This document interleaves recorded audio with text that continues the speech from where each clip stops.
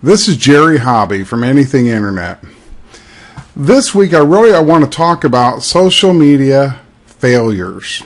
In fact, I'm going to call these epic fails. There have been a few companies that have been experimenting with how to do social media, and a lot of that's actually been around Twitter. But there's a problem with Twitter. You can't moderate it. You have no control over what people say. Now, most of us that have used Twitter, we're familiar with a concept called hashtags. And when you post something or you ask people to post something so that we can tie them together by subject, we put in a hashtag. So I could put in a hashtag of Jerry Hobby and say anybody that wants to talk about Jerry Hobby, use the hashtag Jerry Hobby, and maybe it'll pick up and it'll get used. You'll find hashtags are well in use around sporting events, the Grammys, famous people, celebrities, things of that nature, and whatever, newsworthy keywords, countries, people, whatever it is. There's tons and tons of them. You don't need permission or anything. You just start using hashtags, and you can search and follow topics without having to follow all the users that talk about those topics. So that's what hashtags are all about.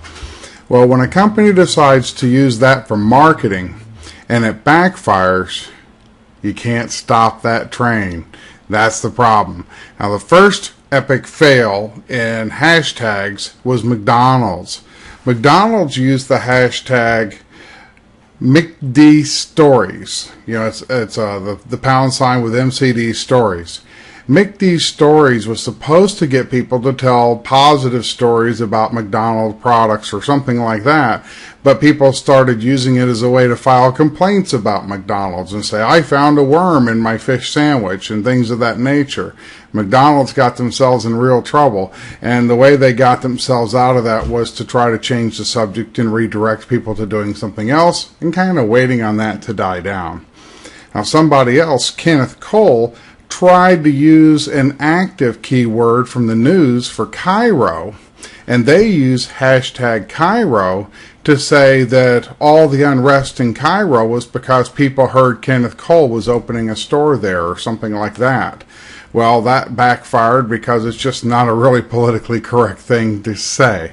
Well, one of the things that really went wrong that I saw, and that's what inspired me to write this, is there's a Tampax commercial out there now running on TV where they ask people to use Tampax for real, hashtag Tampax for real, to go write stories about their usage of Tampax or something. And I'm like, are you kidding me? Why would anybody want to go to Twitter and tweet about using Tampax? It's like, oh my God, what are you thinking? Nobody wants to talk about that stuff. Not that it's necessarily embarrassing. Most women are pretty open and liberal-minded about talking about things of that nature, which is all cool. But who would want to? What subject is this that anybody would care about? I mean, talking about a celebrity is one thing. Talking about your Tampax experience, that's ridiculous.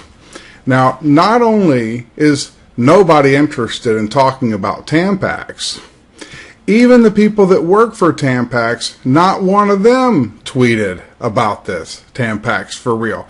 Nobody's done it. There's actually one person, which was a guy, who posted on using the hashtag Tampax for real tag, and I'll let you search and find it yourself and you can see what he said, but it was obviously he's not a Tampax user. I wouldn't think so. So his posting is clearly going to be, inconsistent with the intention of the campaign. Let me just say it that way. It's not offensive or anything, but if you go to Twitter and you search for that, you'll see, and you'll realize that this campaign is an epic fail. It's a disaster. Who on earth thought that would be a good idea? Tampax for real. Stupid. So, setting that one aside, they're not a client of mine, so I can make fun of them. I wouldn't do that to clients of mine. I wouldn't make fun of them. Things can go wrong. Some ideas are bad. But I would argue with you if you wanted to do something like that. Like, who on earth would want to talk about that? Whatever. So, and I wanted to add on an afterthought on this whole thing because a couple weeks ago, I had a meeting with some of the administrative staff at my church about doing social media. And it's okay if somebody wants to do social media or doesn't want to do social media. That's completely fine. People get to do what they want to do, of course. But their objection for doing social media was that we don't want people to say things that could be offensive to others and not be able to control it. Well, these are examples that I've given you of campaigns that have gone out of control, so it makes perfect sense that they're concerned about this. I want to say fearful or worried, but I don't want to overstate it. But it's a concern.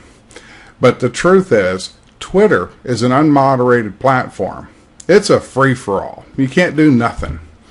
Facebook and LinkedIn and Google Plus, or Google Groups rather, will all allow you to do things and moderate them. Or Google Plus with their business pages, you can moderate what shows up on those pages and who can post. So there are ways to do this stuff in a way where you can moderate it, where you can delete things that don't belong or ban people that you don't want to be involved.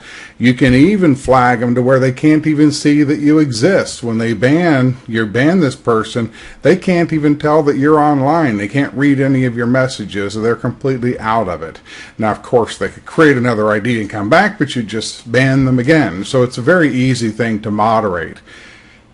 The point of all this is, there's ways to manage things, and there's ways to do things that minimize your risk. These are things that we're experts at. These are things we can help you with. So while you want to do things on your own, before you do something that you think might possibly bring a risk, ask us how to manage that risk. Ask us what you can do. And whether we give you advice or whether we manage the project for you, whatever it is, we're in your corner and we want to help you out. We'll give you advice that'll work. We'll look at your campaign and we'll make sure that you don't embarrass yourself like Tampax did. Tampax, you should be embarrassed. Nobody wants to talk about using Tampax. I hate to see any pictures posted.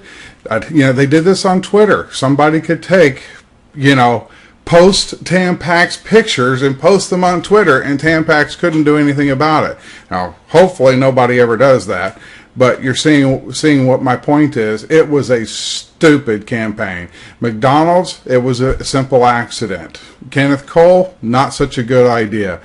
All these things, let's apply a little common sense. Let's talk to a couple of experts like, say, Anything Internet, and find out, is this really a good idea after all, before you do something that could cause you to have a little egg on your face. I'm Jerry Hobby, CEO of Anything Internet, and I'm out there to help you guys out. Let me know if there's anything I can do for you.